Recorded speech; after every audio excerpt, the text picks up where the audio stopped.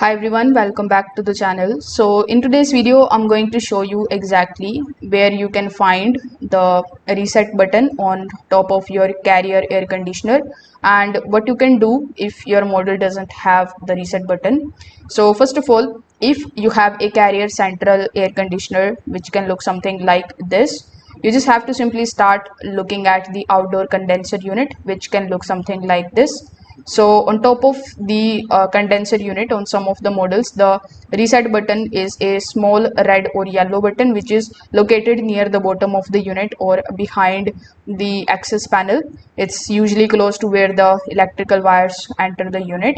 Now if you have a Carrier window or portable AC just like so, you just have to simply take a look at the power plug. Many of these models have a built-in test or the reset button directly on the power cord. If you see it, you just have to simply press the reset button or the test button until it clicks.